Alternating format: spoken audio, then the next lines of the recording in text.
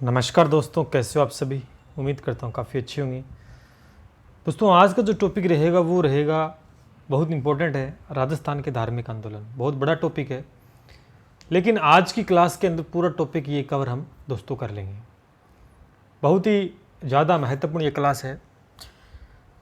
Top quality के question तो मैं आपके सामने लेके आया हूँ, साथ साथ हम व्याख्यात्मक हल जो पढ़ेंगे उनके अंदर भी दोस्तों क्वेश्चन छिपे हुए हैं।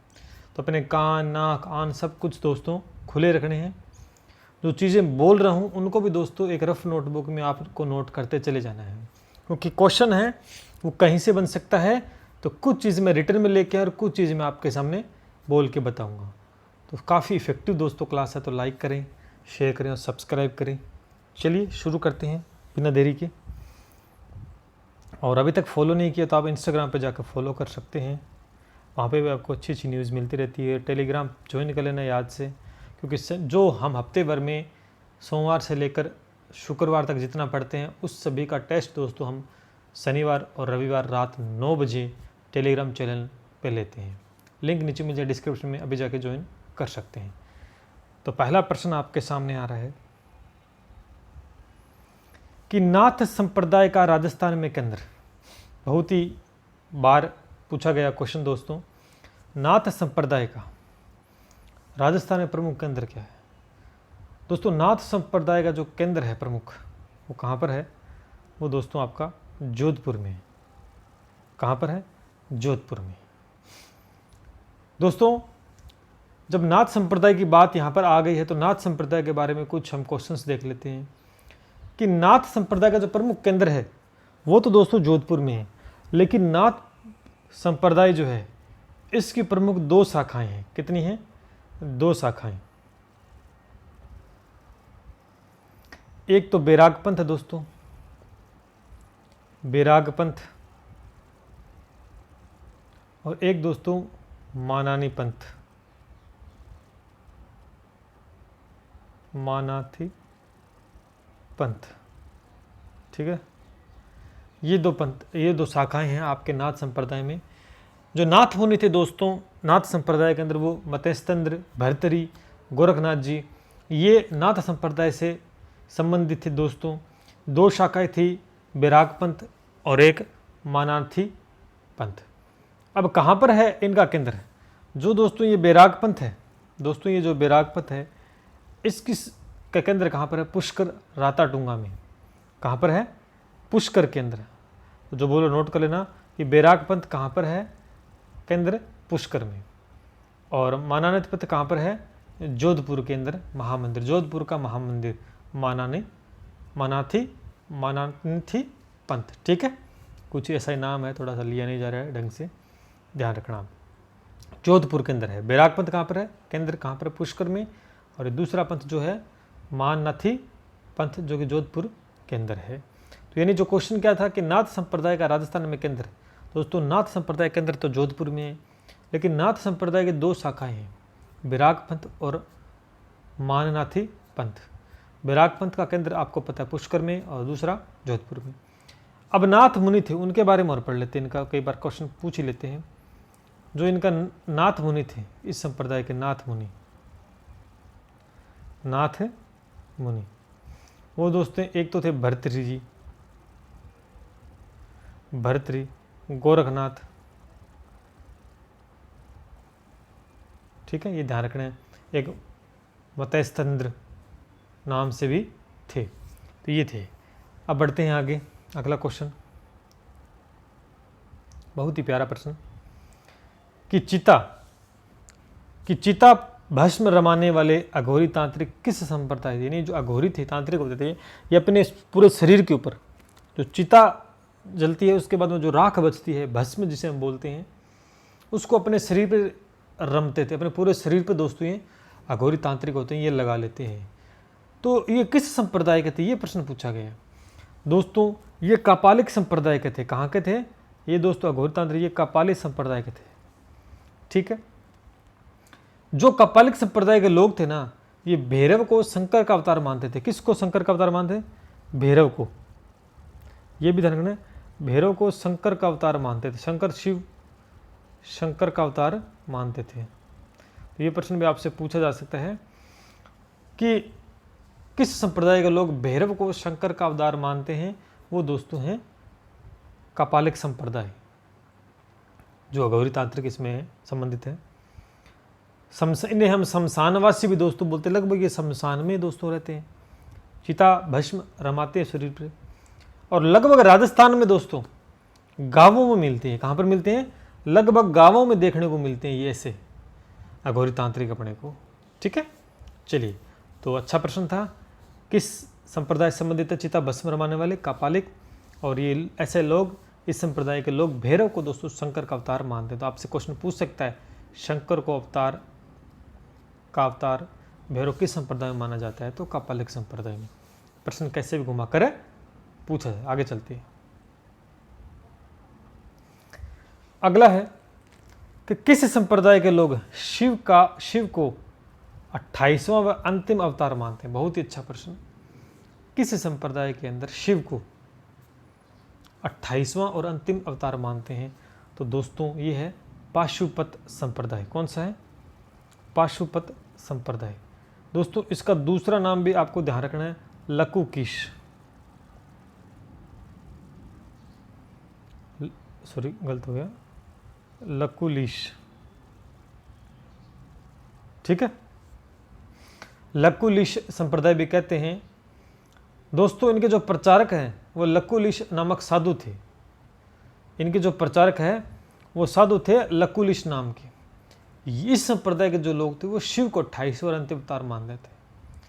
आपने मेवाड़ में हरित ऋषि पढ़ा था, जो बप्पा रावल के गुरु थे, है ना। जो बप्पा रावल थे वो हरित ऋषि की तो गाय चराते थे, मैंने बताया था मेवाड़ के इतिहास में।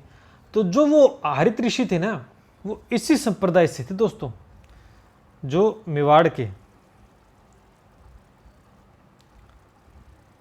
हरित ऋषि थे वो दोस्तों इसी संप्रदाय, पाशुपति संप्रदाय से संबंधित थे। और उस समय मैंने मेवाड़ में बताया था कि एकलिंग जी के मंदिर का निर्माण किसने करवाया था? बप्पा रावल ने करवाया था। वो मंदिर भी दोस्तों इसी संप्रदाय से संबंधित है। तो बहुत प्यारा प्रश्न है, आपसे पूछा जा सकता है कि एकलिंग जी का मंदिर किस संप्रदाय से संबंधित है? तो एकलिंग जी के मंदिर का निर्माण जो करवाया था वो बप्पा रावल ने करवाया था। वहां के महाराणा एकलिंग जी को अपना दीवान मानते थे, आप सभी को पता है। तो वो लकुलीश संप्रदाय या पाशुपत संप्रदाय से संबंधित है। आई बात समझ में? चलिए आगे बढ़ते हैं। अगला प्रश्न, कानपा पंथ से संबंधित कौन है? दोस्तों कानपा पंथ के जो प्रवर्तक थे ना, वो कौन थे? कई बार पूछा जाता है, आप ध्यान करना। इनके जो प्रवर्तक थे वो कौन थे? जलेंद्रनाथ। कौन थे? जलेंद्रनाथ। अब कानपा पंथ किससे संबंधित है? तो दोस्तों जो कानपा पंथ है वो कालबेलिया से संबंधित है। किस संबंधित है? कालबेलिया। दोस्तों कालबेलिया इन्हीं कानपा नाथ को अपना गुरु मानते थे। ये कौन सा पंथ है? आपसे प्रश्न पूछे दोस्तों, ये नाथ संप्रदाय से निकला हुआ एक पंथ है। यानी नाथ संप्रदाय के 12.5 पंथ थे। नाथ संप्रदायों के 12.5 पंथों में से एक पंथ कानपा पंथ भी था, यानी ये नाथ संप्रदाय से निकला हुआ है। तो आपसे ये प्रश्न पूछ सकते हैं कि जो कानपा पंथ है वो किस संप्रदाय से निकला हुआ है? तो ध्यान करना दोस्तों, नाथ संप्रदाय से निकला हुआ पंथ है। जो क्लास मैं आपको करवा रहा हूँ, यहाँ पर जो क्लास हम ले रहे हैं, ऐसी क्लास बहुत कम देखने को मिलेंगी दोस्तों। तो लाइक करें, लाइक नहीं करते हो आप वीडियोज़ को, शेयर नहीं करते हो, सब्सक्राइब नहीं करते हो। करीबन वॉच काफ़ी करते बंदे, लेकिन सब्सक्राइब नहीं करते, पता नहीं क्यों। सब कुछ फ्री में मिल रहा है फिर भी आप सब्सक्राइब, लेकिन पैसा देते हो, वहाँ जाते हो और उनका सब्सक्राइब करते हो। ये चीज़ मैंने देखी है। तो एक बात तो श्योर है दोस्तों, जो फ्री में मिलता ना उसकी इज्जत नहीं होती, ये बात तो पक्की है। लेकिन कोई बात नहीं, समय बलवान है, आज नहीं तो कभी तो करेंगे सब्सक्राइब। तो चलिए फिर आगे बढ़ते हैं इसी के साथ। अच्छी लग रही है तो क्लास लाइक कर ही दें फिर, ठीक है। लाइक करने में कुछ नहीं जाता अपना। चलिए आगे देखिए। उत्तर भारत में वैष्णव संप्रदाय की कमान किनके हाथ में थी? बहुत अच्छा प्रश्न है। उत्तर भारत में वैष्णव संप्रदाय की जो कमान थी वो किन के हाथ में थी? वो दोस्तों रामानंदी संप्रदाय के हाथ में थी। रामानंदी यानी रामानुज संप्रदाय भी कहते हैं इसको, रामानंदी संप्रदाय भी बोलते हैं। तो इनके हाथ में थी उत्तर भारत के अंदर वैष्णव संप्रदाय की जो कमान थी। राम भक्ति की प्रधानता थी दोस्तों इस संप्रदाय में। कुछ बातें देख लेते हैं। राम भक्ति, राम भक्ति की प्रधानता थी। आपसे क्वेश्चन पूछेगा राम भक्ति की प्रधानता किस संप्रदाय में थी, तो आपको बताना कि वैष्णव संप्रदाय में या रामानुज संप्रदाय में। ठीक है, तो राम भक्ति की थी। तो यानी जो वैष्णव संप्रदाय के कुछ और भी संप्रदाय उनमें भी राम भक्ति की प्रधानता थी, लेकिन ऑप्शन के हिसाब से आपको देखना है। अगर ऑप्शन आए तो फिर आपको स्पेशली मेंशन करवाना है तो रामानुज संप्रदाय बताना होगा। वैसे अगर ये ना देखकर वैष्णव संप्रदाय दिए तो वैष्णव संप्रदाय भी आपको लिख देना है। ठीक है, वैसे देगा नहीं, वैसे आपको रामानंदी संप्रदाय ही लिखेगा, तो आपको यहीं पे टिक करना है, जिनमें दोस्तों राम भक्ति की प्रधानता थी इस संप्रदाय के अंदर। और इस संप्रदाय के लोगों ने दोस्तों भेदभाव को समाज में खत्म किया, समाज के ऊंच नीच की जो भावना थी उनको समाप्त किया। और इसी संप्रदाय के दोस्तों जो शिष्य थे ना, वो लिखते जाओ, कबीर हैं, धन्ना जी हैं, पीपा जी हैं, रैदास जी हैं, ये इसी संप्रदाय के दोस्तों शिष्य थे, रामानंद के ही शिष्य थे दोस्तों ये संप्रदाय की। ठीक है, तो बोल रहा हूँ वो भी नोट करते चले जाना है। बहुत बढ़िया क्लास हो रही है। चलिए अगला प्रश्न देखिए। रामानंद संप्रदाय की प्रमुख पीठ स्थापित। देखो एक चीज़ ध्यान रखना, आपसे ये पूछ ले कि रामानंद की जो भक्ति थी वो किस भाव की थी। तो दोस्तों रामानंद की जो भक्ति थी ना, वो दास्य भाव की थी। भक्ति दास्य भाव की थी। ये प्रश्न कई बार पूछा गया तो मैं बता रहा हूँ थोड़ा सा, दास्य भाव की थी। ठीक है, अब हमसे प्रश्न जो पूछा गया है कि रामानंद संप्रदाय की प्रमुख पीठ स्थापित है कहाँ पर है, जयपुर। इसका उत्तर होगा जयपुर। जयपुर में कहाँ पर? गलता जी।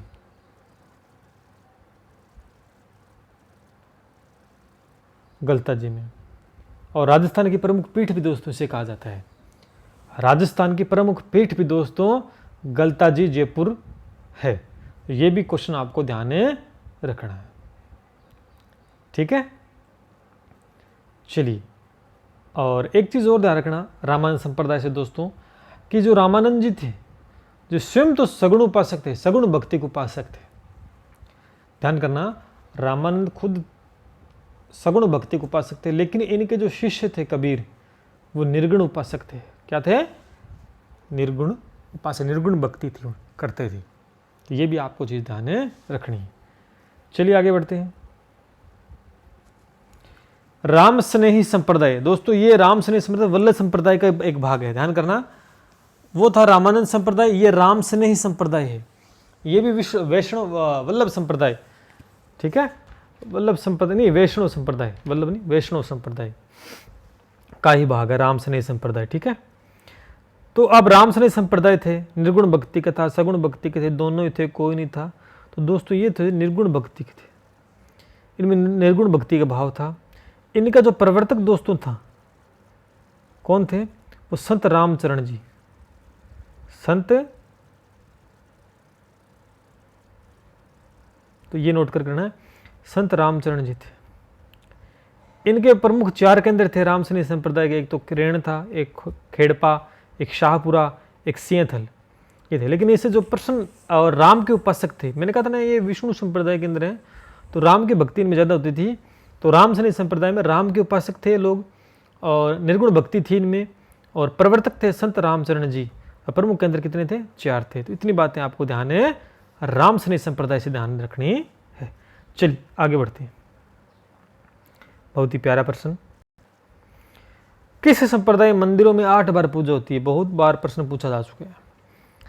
किस संप्रदाय मंदिरों में 8 बार पूजा होती है? कौन संप्रदाय दोस्तों? वल्लभ संप्रदाय। कौन सा? वल्लभ संप्रदाय के अंदर मंदिरों में 8 बार पूजा होती है दिन में। जब वल्लभ संप्रदाय की बात दोस्तों आ गई तो वल्लभ संप्रदाय के बारे में कुछ बात कर लेते हैं। ये सगुण भक्ति थी इनमें, ये सगुण भक्ति के उपासक थे। क्या थे दोस्तों? सगुण भक्ति। नोट कर लेना पहला पॉइंट, सगुण भक्ति। ठीक है। प्रवर्तक वल्लभाचार्य थे, वल्लभ संप्रदाय के प्रवर्तक इसी नाम से वल्लभाचार्य थे। और इसी संप्रदाय में दोस्तों 8 बार पूजा होती थी। श्रीनाथ जी का जो मंदिर है, स्थापना मंदिर वृंदावन में दोस्तों की गई थी उस समय। और औरंगजेब ने 1660 में दोस्तों हिंदू मंदिर तोड़े थे, आपको याद होगा। हिंदू मंदिर तोड़े थे औरंगजेब ने, कब? 1660 में। तभी दोस्तों श्रीनाथ जी की जो प्रतिमा ना वो राजस्थान में लाई गई थी। सुनना, एक बार दोबारा सुनना, रिपीट करता हूँ एक बार, बहुत अच्छे क्वेश्चंस बनेंगे। जो चीज़ बोल रहा हूँ ना उसको ध्यान से सुनो, कान खुले रख लो अपने, काफ़ी अच्छी चीज़ बता रहा हूँ, नोट कर लेना साथ में।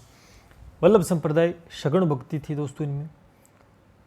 हम वल्लभ संप्रदाय की बात कर रहे हैं, जब क्वेश्चन वल्लभ संप्रदाय पर है तो वल्लभ संप्रदाय में सगुण भक्ति थी। इनके जो प्रवर्तक थे दोस्तों वल्लभाचार्य थे। और इन्हीं के इस संप्रदाय में मंदिरों के अंदर दोस्तों 8 बार पूजा होती थी। श्रीनाथ जी का मंदिर दोस्तों वृंदावन में स्थापित किया गया था। ठीक है। लेकिन 1660 में दोस्तों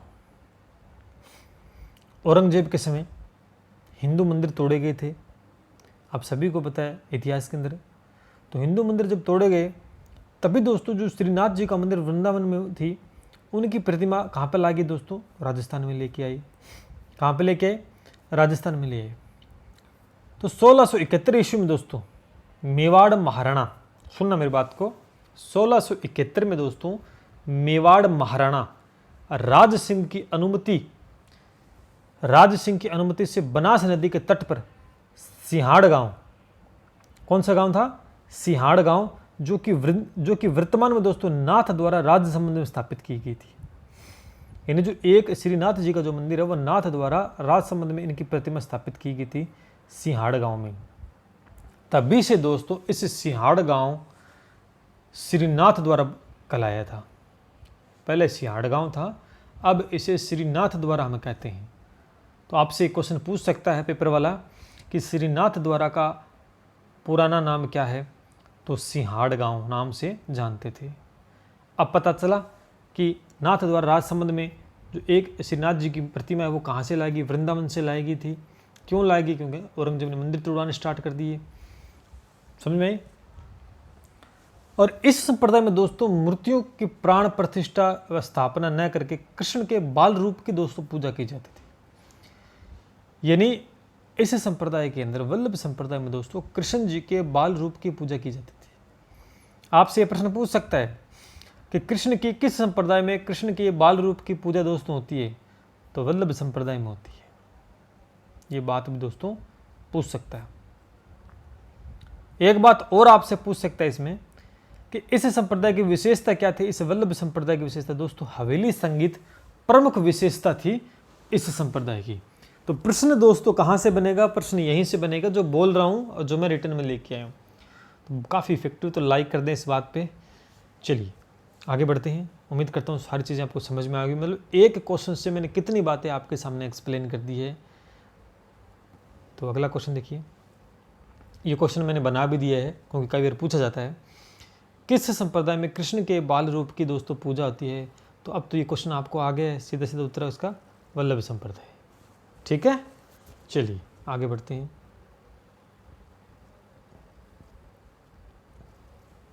बताइए हंस संप्रदाय किस संप्रदाय का अन्य नाम था? हंस संप्रदाय किस संप्रदाय का अन्य नाम था? दोस्तों सीधा सीधा उत्तर पूछेगा, ये दोस्तों विश्नोई संप्रदाय का एक अन्य नाम था। किसका था? विश्नोई। अब विश्नोई संप्रदाय की राजस्थान में प्रमुख पीठ भी दोस्तों कहाँ थी? ये भी प्रश्न एक बनता है बहुत अच्छा सा। कहाँ पर है? किशनगढ़ अजमेर के समीप सलेमाबाद में है और आचार्य परशुराम द्वारा स्थापित की गई थी। कहाँ पर है? अजमेर के अंदर, किशनगढ़ अजमेर के समीप सलेमाबाद में है। किसकी पीठ? विश्नोई संप्रदाय की। और वर्तमान में दोस्तों उदयपुर में भी है, निम्बारक पीठ है इनकी। वर्तमान में उदयपुर के अंदर भी निम्बारक पीठ है। चलिए आगे बढ़ते हैं। अगला प्रश्न दोस्तों आ भी गया है कि विश्नोई संप्रदाय की राजस्थान में प्रमुख पीठ कहाँ पर है? सीधा सा उत्तर होगा आपका अजमेर, किशनगढ़ अजमेर के समीप सलेमाबाद के अंदर, और स्थापना आचार्य परशुराम के द्वारा की गई थी। तो उम्मीद करता हूँ काफ़ी अच्छी लग रही है क्लास आपको, तो लाइक शेयर करते रहिएगा। ठीक है, अगला प्रश्न, पर्यावरण संरक्षण हेतु प्राणों तक का बलिदान कर देने के लिए कौन सा संप्रदाय प्रसिद्ध है? तो इसका उत्तर शायद आपको आता होगा, विष्णोई संप्रदाय। जब विष्णोई संप्रदाय की बात आई गई, इतनी विशेषता है कि अपने प्राण का बलिदान देते थे, प्राणों का बलिदान देते थे, इनके बारे में कुछ बातें पढ़ लेते हैं। दोस्तों, विष्णोई संप्रदाय के अंदर निर्गुण भक्ति थी, और इनमें जो इनका नाम लिया जाता है बड़े गर्व से, वो है जम्बोजी, जो कहाँ के? पीपासर नागौर के जाम्बोजी। इन्हें विष्णु का अवतार मानते हैं। इन्हें किसका अवतार माना जाता है? जाम्बोजी को विष्णु का अवतार। इन्होंने दोस्तों 29 उपदेश तथा 120 शब्दों का संग्रह जम सागर में संग्रहित दोस्तों किया था उस समय, जो कि एक धार्मिक ग्रंथ है। और इसी संप्रदाय को, इस विष्णोई संप्रदाय को 20 और 9 उपदेशों को मानने के कारण, यानी विष्णोई नाम क्यों पड़ा? 20 और 9 उपदेशों को मानने के कारण इन्हें विष्णोई संप्रदाय दोस्तों कहा जाता था। और इसी संप्रदाय में दोस्तों भगवान विष्णु की भक्ति पर जोर दिया जाता था। भगवान विष्णु की भक्ति पर जोर दोस्तों इस संप्रदाय में दिया जाता था। और जाम्बोजी की जो मृत्यु हुई थी, जो समाधि स्थल है, इसके रिगार्डिंग एक प्रश्न दोस्तों बन सकता है, तो याद कर लें। जाम्बोजी की जो मृत्यु है, जो समाधि स्थल है, वो मुकाम तालवा नोखा बीकानेर में दोस्तों है। मुकाम तालवा समाधि नोखा बीकानेर में दोस्तों है। तो ये बात भी दोस्तों आपको ध्यान रखनी है विष्णोई संप्रदाय से। तो उम्मीद करता हूँ कि एक प्रश्न से कितने क्वेश्चंस मैं आपको बना के दे रहा हूँ। मतलब एक तरीके से दोस्तों आपकी थ्योरी की क्लास भी हो रही है साथ साथ। काफ़ी मज़ेदार वाली बात है ना, कि थ्योरी की क्लास भी साथ साथ हो रही है आपकी। तो आपको आँख नाक कान सब खुले रखने हैं, बाकी हमारा काम हम अपने आप कर देंगे। इसी के साथ आगे बढ़ते हैं, और लाइक करते हुए आगे चलना है आपको। लाइक करते जाइए, अगले क्वेश्चन की तरफ बढ़ रहा हूँ। इससे पहले लाइक कर दीजिएगा जितने बच्चों ने नहीं किया अभी तक, और सब्सक्राइब नहीं किया तो सब्सक्राइब भी कर लें, प्रेस द बेल आइकन। चलिए अगला क्वेश्चन बताइए, उत्तर बताइए फटाफट कमेंट सेक्शन में, कि कौन सा संप्रदाय मूर्ति पूजा का विरोधी था? बहुत ही प्यारा क्वेश्चन है और कई बार रिपीटेड क्वेश्चन दोस्तों। कौन सा संप्रदाय मूर्ति पूजा का विरोधी था? दोस्तों मूर्ति पूजा जसनाती संप्रदाय था, और इनके जो प्रवर्तक थे वो जसनाथ जी थे, कतिया सिर्फ बीकानेर से संबंधित था। मूर्ति पूजा का ये विरोध करते थे जसनाती संप्रदाय। प्रमुख संत कौन थे? जसनाथ जी। प्रमुख आपसे संत पूछ लेते, ध्यान करना। जसनाथ जी, जसनाथ जी, जिन्होंने 24 वर्ष की आयु में दोस्तों, इन जसनाथ जी ने 24 वर्ष की आयु में दोस्तों कत्या सिर में जीवित समाधि ली थी। जीवित समाधि ली थी दोस्तों। अब जब जसनाती संप्रदाय आ गया है तो इसके बारे में कुछ हम बातें जान लेते हैं कि भाई इस संप्रदाय के अंदर 36 धर्म नियम थे। कितने थे? 36 धर्म नियम थे दोस्तों, धर्म नियम थे। तो आपसे प्रश्न बन सकता है कि किस संप्रदाय में 36 धर्म नियम थे? और इस संप्रदाय के जो लोग थे वो रात्रि जागरण के अंदर भावावेश में अग्नि नृत्य करते थे। और इस संप्रदाय की विशेषता भी एक है, बड़ी विशेषता है अग्नि नृत्य। अग्नि नृत्य किस संप्रदाय की विशेषता है? आपसे प्रश्न पूछ सकता है। रात्रि जागरण के दौरान दोस्तों ये अग्नि नृत्य करते थे जसनाती संप्रदाय के लोग, और मूर्ति पूजा का दोस्तों ये विरोध करते थे। ठीक है, पीठ कहाँ पर है दोस्तों इस संप्रदाय की? कत्यासर। कहाँ पर? कत्यासर बीकानेर में। चलिए आगे बढ़ते हैं इसी के साथ।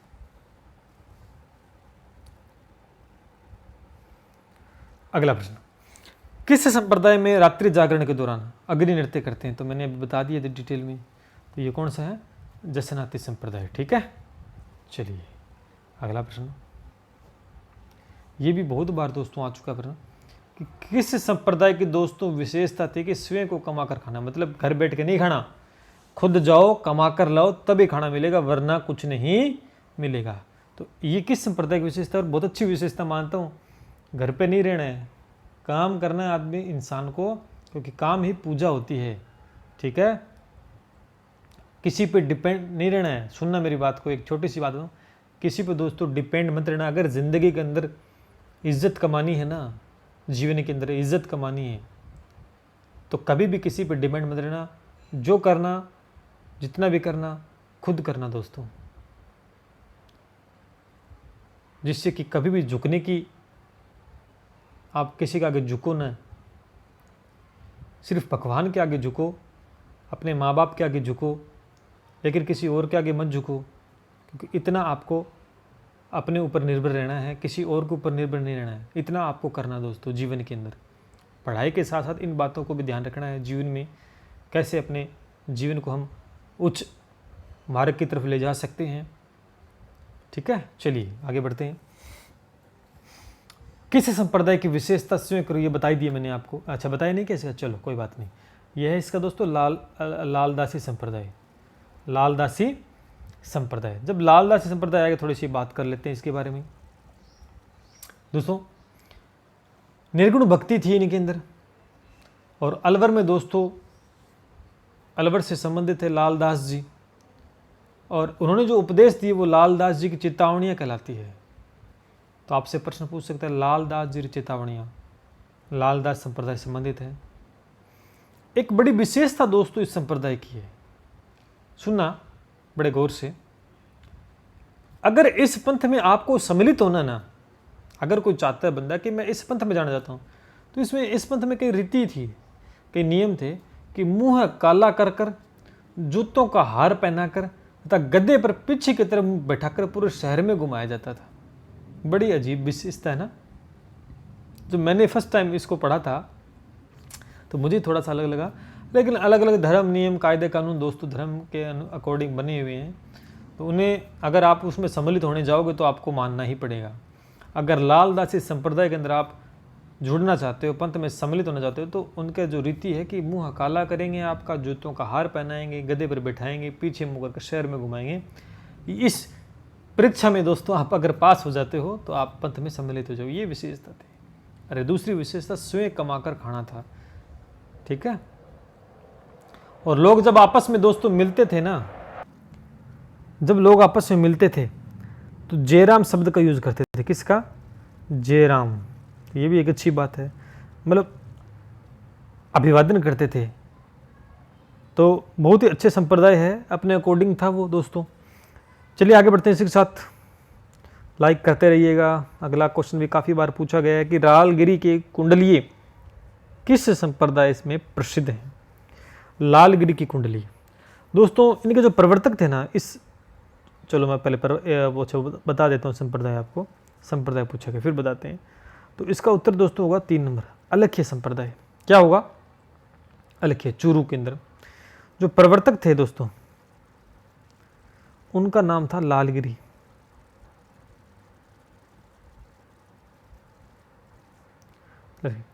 इनका जन्म दोस्तों गांव जो है चूरू के अंदर है, सुलख्या गांव में।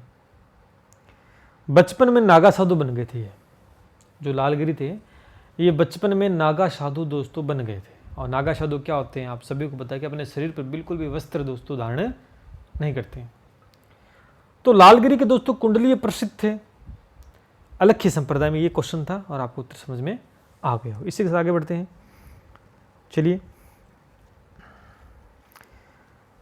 मृत व्यक्ति के शव को जंगल में छोड़ देने की प्रथा किस संप्रदाय में थी? बहुत ही प्यारा क्वेश्चन है दोस्तों।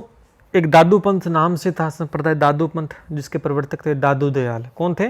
दादू दयाल। तो इसका उत्तर जो हो जाएगा वो दादू पंथ। इसके अंदर मृत व्यक्ति के शव को दोस्तों जंगल में छोड़ देते थे। क्यों? वो इसलिए छोड़ देते, जंगल के अंदर जो जानवर है वो उनके मांस को खा जाए और वो मलिन हो जाए, मिट्टी के अंदर कुछ भी ना बचे, पर्यावरण भी शुद्ध दोस्तों रहता था, है ना। तो ये कुछ मान्यता थी उनको। तो दादू दयाल इनके प्रवर्तक थे। और 16वीं शताब्दी में दोस्तों राजस्थान में दादू भी एक महान संत हुए थे और निर्गुण भक्ति थी इनकी। क्या थी? निर्गुण भक्ति थी। अब एक बहुत प्यारा प्रश्न दोस्तों पूछा जाता है कि राजस्थान का कबीर किसे कहते हैं? कि राजस्थान का कबीर किससे कहते हैं, ये प्रश्न कई बार पूछा था। तो संत दादू को दोस्तों कहते हैं, नोट कर लेना, संत दादू को राजस्थान का दोस्तों कबीर कहते हैं, ये बात भी आपको ध्यान। और जो दादू पंथ में जो लोग थे ना, जो संत थे, वो सत्संग करते थे। सत्संग का मतलब आप समझते हो, सत्संग यानी 5-6 लोग 10-12 लोग बैठते हैं और भजन मंडली करते हैं, भजन गाते हैं पर्टिकुलर किसी देवता के, किसी भी अलग अलग पंथ के, तो वो उसे हम सत्संग बोलते हैं। तो आप सभी को पता भी होगा।